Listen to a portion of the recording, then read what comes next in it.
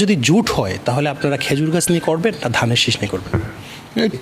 এরকম কোনো বাধ্যতামূলক বিষয়টি বাধ্যতামূলক পর্যায়ে থাকে যে জোটে ভোট হলেও মানে দলীয় প্রতীকে ভোট করতে হবে, যেমনটা মাননীয় আইন উপদেষ্টা কয়েকদিন আগে প্রেসকে বলেছেন। তো সেই জায়গাটাতে আমরা মনে করি এটা রাজনৈতিক অধিকার খর্ব করার শামিল। বাংলাদেশের ত্রয়োদশ জাতীয় সংসদ নির্বাচন খুব সম্ভব আগামী ফেব্রুয়ারিতে অনুষ্ঠিত হবে। সেই লক্ষ্যে ইতোমধ্যে বাংলাদেশের যে বৃহত্তম রাজনৈতিক দলগুলো আছে তারা তাদের কার্যক্রম শুরু করেছে। ইতোমধ্যে বাংলাদেশ জাতীয়তাবাদী দল বিএনপি তাদের 237টি আসনে প্রার্থী ঘোষণা করেছে। পাশাপাশি বাংলাদেশ জামায়াতে ইসলামী সহ অন্যান্য যে সকল দল রয়েছে তারাও প্রার্থী নিজেদের আসনগুলিতে ঘোষণা করেছে। তবে বাংলাদেশের সবচেয়ে ইসলামিক যে জনপ্রিয় দল যেটি রয়েছে সেটি হচ্ছে জমিয়তে উলামা ইসলামিয়া বাংলাদেশ। 2018 সালে এই দলটি বিএনপির সাথে একত্রিত হয়ে নির্বাচন করেছিল।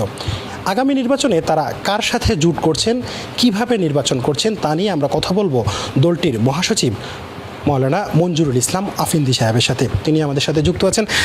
হুজুর, অনেক ধন্যবাদ। 71-এর পক্ষ থেকে আপনাকে ধন্যবাদ জানাচ্ছি আমাদেরকে সুযোগ দেওয়ার জন্য। সামনে নির্বাচনের জামাজুল, ইতোমধ্যে আপনারা বিভিন্ন জায়গায় চষে বেড়াচ্ছেন। আজকে আপনি সিলেটে বিভিন্ন জায়গায় প্রোগ্রাম করেছেন। আগামী যে ইলেকশনে যে আসনগুলো আছে সেগুলো নিয়ে আপনাদের চিন্তা ভাবনাটা আসলে কি? ধন্যবাদ আপনাকে এবং আপনার মাধ্যমে আপনার চ্যানেল 71-এর সকল দর্শক শ্রোতাকে আমার ইন্টারভিউ নিতে আসবার জন্যে। আপনি যে প্রশ্নটি করেছেন সেই প্রশ্নের উত্তরে আমি প্রথমে বলবো যে জমিয়তে উলামা ইসলাম বাংলাদেশ একটি ঐতিহ্যবাহী দল। 106 বছর এখন বয়স চলছে। স্বাধীনতা পরবর্তী বাংলাদেশে আমরা নির্বাচনমুখী রাজনৈতিক দল হিসেবে সকল ইলেকশনে যদি মাঠটা লেভেল প্লেইং ফিল্ড হয়, সকল দলের সমান সুযোগ থাকে, তাহলে শর্ত সাপেক্ষে আমরা নির্বাচনে প্রতিদ্বন্দ্বিতা করে আসছি। সেই ধারাবাহিকতায় আমরা নির্বাচন মাঠে থাকবার জন্য যাবতীয় প্রস্তুতি সম্পন্ন করেছি এবং 150 জন প্রার্থী আমরা ডিক্লেয়ার করেছি। সকল প্রার্থী তার সাধ্যমতো নিজ নিজ নির্বাচনী আসনে প্রস্তুতিমূলক প্রচারণামূলক কর্মকাণ্ড পরিচালনা করছেন। খুব সাড়া পাচ্ছি, জনগণের স্বতঃস্ফূর্ত সাড়া আমরা লক্ষ্য করছি। আমরা আমাদের মতো করে প্রস্তুতি নিচ্ছি, আলহামদুলিল্লাহ সন্তোষজনক। আচ্ছা, 2018 সালে বা এর আগেও আপনারা বিএনপির সাথে জোট করেছেন, আন্দোলন করেছেন, তো এবার কি বিএনপির সাথে জুটে যাচ্ছেন না অন্য কোনো দলের সাথে যাচ্ছেন? এখনও জোটের বিষয়টা আমাদের বিবেচনায় আছে, পরিকল্পনায় আছে। আর সামনে নির্বাচনটা বিভিন্ন কারণে বাংলাদেশের বর্তমান প্রেক্ষাপট বাস্তবতায় অনেক কারণে গুরুত্বপূর্ণ। তো এখানে জোটবদ্ধ নির্বাচন বিপরীতে একক নির্বাচন কোন দিকে পা রাখাটা দলের জন্য অধিকতর কল্যাণকর হবে, মঙ্গলজনক হবে, ভবিষ্যতের জন্য নিরাপদ হবে, সেই বিষয়গুলো আমরা চুলচারা বিশ্লেষণ করছি। সেই জায়গাটাতে আমরা জামাত নেতৃত্বাধীন যে জোটের গুঞ্জন শুরু থেকে আমরা লক্ষ্য করছি, সেই জায়গাতে আমরা নানাবিধ সীমাবদ্ধতার কারণে এবং আমাদের মৌলিকত্বকে সমুন্নত রাখবার বৃহত্তর স্বার্থে আমরা অতীতের তিক্ত অভিজ্ঞতা, বর্তমান বাস্তবতা এবং আগামী দিনে কী রকম পরিণতি হতে পারে সেই বিবেচনা মাথায় রেখে আমরা ওই দিকে না যাওয়ার একটা দলীয়ভাবে আমাদের সিদ্ধান্ত আছে। জামাতের সাথে? জি, বিপরীত জামাত নেতৃত্বাধীন স্রোতধারার সাথে আমরা মনে করছি যে আমাদের মৌলিকত্ব সমুন্নত থাকবে যে পথে, যে রাস্তায়, সে দিকটা আমাদের বেছে নেওয়া উত্তম। এখন আপনি প্রশ্ন করছেন যে বাংলাদেশ জাতীয়তাবাদী দল বিএনপির সাথে আপনাদের অর্থাৎ আমাদের জোটবদ্ধ নির্বাচন, সেটা আলোচনা তো চলছেই। শুধু আসন কেন্দ্রিক আলোচনা নয়, আরও শর্ত সারায়েত, বিভিন্ন বিষয়, আগামী দিনের পথ চলা, আগামীর বাংলাদেশ কিভাবে বিনির্মিত হবে, কিভাবে পরিচালিত হবে, অনেকগুলো বিষয় নিয়ে একটা চূড়ান্ত পর্ব আছে না, সেই জায়গাটাতে আমরা এখনও উন্নীত হইনি। আমরা আলোচনা চলমান আছে, প্রক্রিয়া চলমান আছে। এর মধ্যে তারা 237টি আসনে প্রার্থী ডিক্লেয়ার করেছে। বাস আমরাও ডিক্লেয়ার করেছি 150 জন। এখন উভয় পক্ষ বসে আলোচনা করা, একটা জায়গায় সমঝোতার কাঙ্ক্ষিত গন্তব্যে পৌঁছতে পারা, এটা আরেকটু সময় লাগবে। আচ্ছা, আমরা যেটা দেখেছি যে আপনারা কিন্তু রাজনৈতিক নিবন্ধিত একটা দল এবং আপনাদের একটা প্রতীক আছে নিজস্ব খেজুর গাছ। 2018 সালে দেখেছি যে আপনারা ধানের শীষ নিয়ে ইলেকশন করেছেন, সিলেট 5-এ আপনাদের সভাপতি করেছেন, অনেকেই করেছে। এবার আসলে যদি জুট হয় তাহলে আপনারা খেজুর গাছ নিয়ে করবেন না ধানের শীষ নিয়ে করবেন? এটা আমাদের দলীয় সিদ্ধান্ত। আমাদের এখানে কোনো বাধ্যবাধকতা তো নাই। যদি রাষ্ট্রের পক্ষ থেকে এরকম কোনো বাধ্যতামূলক বিষয়টি বাধ্যতামূলক পর্যায়ে থাকে যে জোটে ভোট হলেও মানে দলীয় প্রতীকে ভোট করতে হবে, যেমনটা মাননীয় আইন উপদেষ্টা কয়েকদিন আগে প্রেসকে বলেছেন। তো সেই জায়গাটাতে আমরা মনে করি এটা রাজনৈতিক অধিকার খর্ব করার শামিল। এটা এক দল আরেক দলের সঙ্গে জোট করে এক দল আরেক দলের দলীয় প্রতীকে নির্বাচন করতে পারা, এটা তার রাজনৈতিক অধিকার। এই এখতিয়ার অধিকারটুকু কেড়ে নেওয়া ঠিক না। স্বাধীন জায়গাটাকে স্বাধীনভাবে রেখে দেয়, আমরা মনে করি অধিকতর কল্যাণ কর্ম হবে। বলুন। তাহলে কি আপনারা খেজুর গাছ ছাড়া ধানের শীষ প্রতীকে নির্বাচন করলে কি আপনারা লাভবান হবেন? শুধু আমার লাভ ক্ষতির দিক বিবেচনা করে আমি তো আপনাকে সাক্ষাৎকার দিচ্ছি না। আমি রাষ্ট্র, অন্যান্য দলগুলো, জোটের কল্যাণ, জোটের ভবিষ্যৎ, যে কোনো একটা দল অনেকগুলো মিত্রকে, অনেকগুলো শরিক দলকে আসন ছাড় দেবে। শুধু আমার দলকে কয়টা আসন ছাড় দিল, সেই কয়টা আসনকে সামনে রেখে আমি যদি চিন্তা করি, সিদ্ধান্ত নেই, এটা তো আমি মনে করি একটা সংকীর্ণতা। সামগ্রিক বিবেচনায় শরিকেরা নিশ্চয়ই কোনো একটা জায়গায় গিয়ে আশ্রয় নেবে, তার তো একটা স্বার্থ আছে, সে জিতবার জন্য, বিজয়ের মালা পরিধান করবার জন্য। সেই জায়গাটাতে আমি মনে করি এটাকে একবারে বাধ্যবাধকতা আকারে চাপিয়ে দেওয়া আমরা মনে করি এটা ঠিক না। তবে আমরা খেজুর গাছে ইলেকশন করার ব্যাপারে আমাদের যথেষ্ট আগ্রহ আছে, যথেষ্ট সক্ষমতা আছে।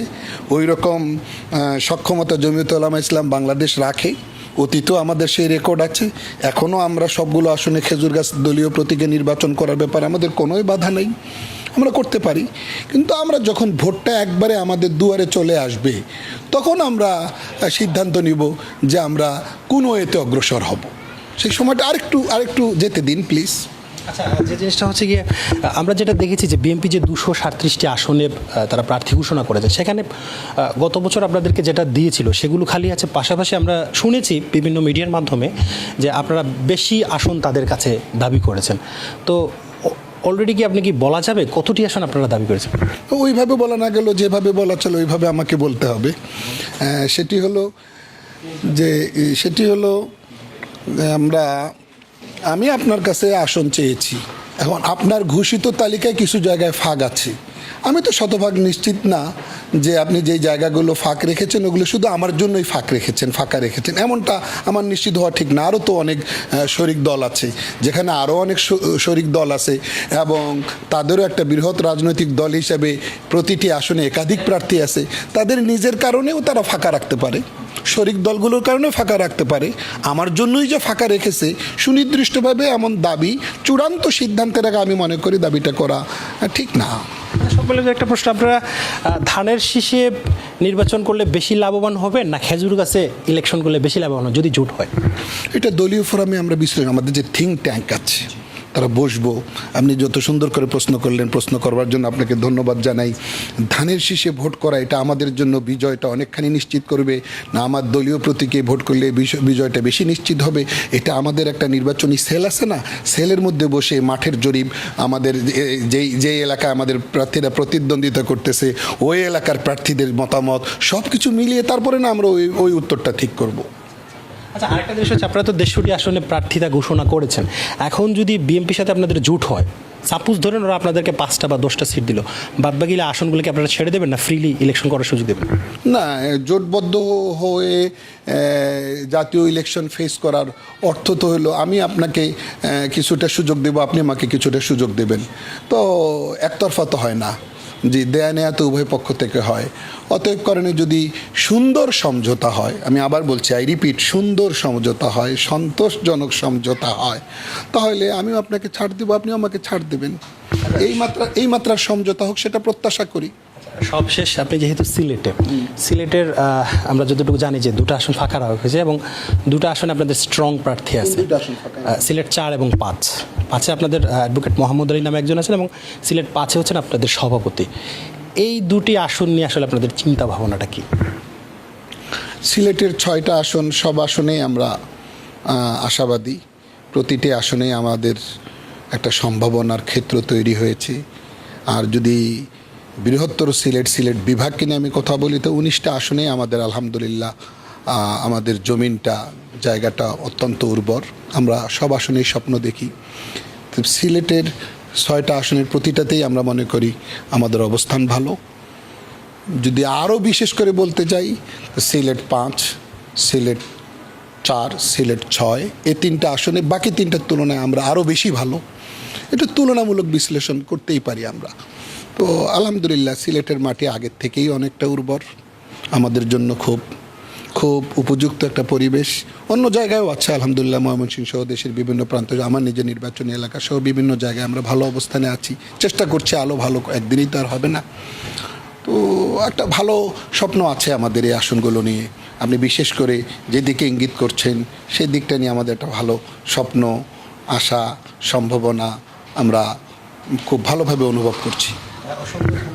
দর্শক, আমরা কথা বলছিলাম বাংলাদেশ জমিয়ত উলামা ইসলামী বাংলাদেশের মহান সচিব মাওলানা মঞ্জুরুল ইসলাম আফেন্দি সাহেবের সাথে। তিনি আসলে যেটা বলছেন যে বিএনপির সাথে ওনাদের যে জোট হবে সেটা এখনও আসলে ওনাদের একটা আলাপ আলোচনার মধ্যে রয়েছে, এখনও সিদ্ধান্ত হয়নি। ওনারা 150টি আসনে বাংলাদেশের ইতিমধ্যে প্রার্থিতা ঘোষণা করেছেন। আসলে আলোচনার টেবিলে গিয়ে যেটা সিদ্ধান্ত হবে, ওনারা খেজুর গাছ প্রতীকে ইলেকশন করবেন না ওনারা ধানের শীষে ইলেকশন করবেন, সেটা আসলে নির্বাচন কমিশনের সিদ্ধান্তের উপরই নির্ভরশীল। তো সব মিলে আসলে যেটা বলা যাচ্ছে যে জমিয়ত উলামা ইসলামী বাংলাদেশ একটি বৃহত্তম দল এবং দেশের স্বার্থে, অর্থাৎ দেশের স্বার্থে যেভাবে অতীতে ওনারা অবদান রেখেছেন এবং আগামীতেও দেশের স্বার্থে ওনারা যে কোনো ত্যাগ স্বীকার করবেন, এটা আমরা মহাসচিবের বক্তব্য থেকে শুনতে পারছি।